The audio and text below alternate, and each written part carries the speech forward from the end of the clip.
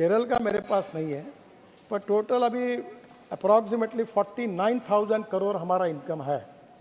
और हम ये कोशिश कर रहे हैं कि लोगों को तकलीफ ना हो, और इसलिए हम ये अभी निश्चित रूप से फास्टैग, यानी आपको रुकने की ज़रूरत नहीं, वो था जिसके ऊपर आप निकल जाते थे, वो 98.5% उसका पेनिट्रेशन हुआ।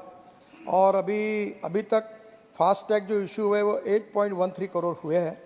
एवरेज डेली कलेक्शन 170 से 200 करोड़ रुपए तक आता है। और पर मैं आपको सभागृह को आश्वस्त करना चाहूँगा कि जल्दी ही हम शायद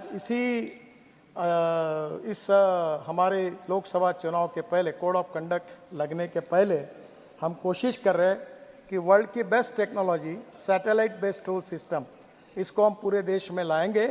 टोल नाका हटा देंगे, आपको कहीं रुकने की ज़रूरत नहीं पड़ेगी। आपके नंबर प्लेट का फ़ोटो निकल जाएगा, आप जहाँ से एंट्री किया और जहाँ से बाहर निकले उतना ही टोल लगेगा और आपके बैंक अकाउंट से वो निकल जाएगा। आपको कोई रोकेगा नहीं, कोई तकलीफ होगी नहीं। ऐसी व्यवस्था कोड ऑफ कंडक्ट लागू होने के पहले देश में लागू करने का हम प्रयास करेंगे। श्री GVL नरसिम्हा राव, इनका भी सफ़र पंचायत से पार्लियामेंट तक है, सरपंच रहे हुए हैं। Thank you, sir.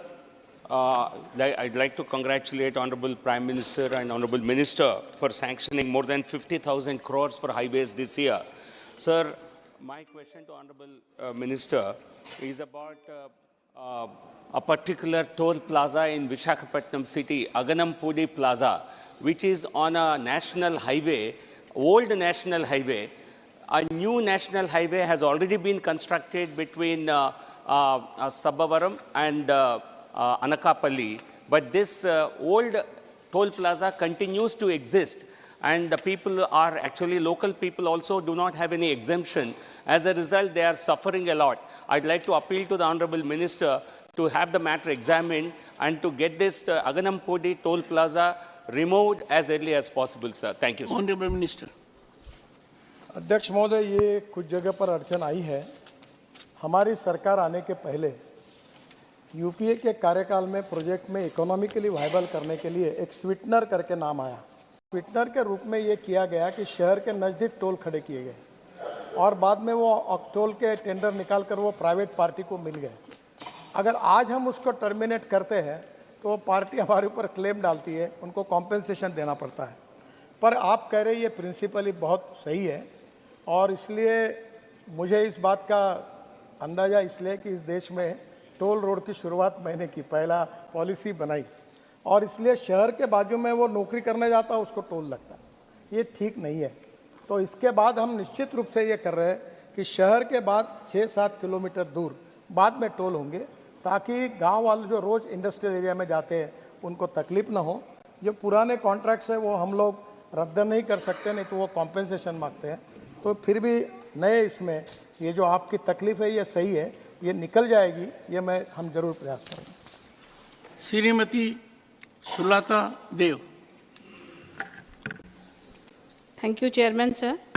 मैं आपके माध्यम से माननीय मंत्री जी से ये जानना चाहती हूँ कि मेरे स्टेट ओडिशा में कितने NH कंप्लीट हो चुके हैं और कितने अनगोइंग है। जो अनगोइंग प्रोजेक्ट चल रहा है, खासकर NH 55 जो कटक संबलपुर रास्ता है भाया अनुगुल, वो अभी डेथ ट्रैप हो गया है, और वो रास्ता कब तक ख़त्म होगा, मैं ये जानना चाहती हूँ। Thank you. Honourable minister. सम्माननीय अध्यक्ष महोदय, उड़ीसा की पूरी लिस्ट तो मेरे पास नहीं है, पर इन्होंने जिस प्रोजेक्ट का उल्लेख किया था वो गायत्री कंस्ट्रक्शन का प्रोजेक्ट था।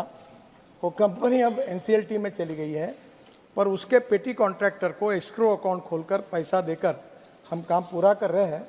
मेरी जानकारी है कि आने वाले 2-3 महीने में ये काम बरसात के पहले पूरा 100% कंप्लीट हो जाएगा।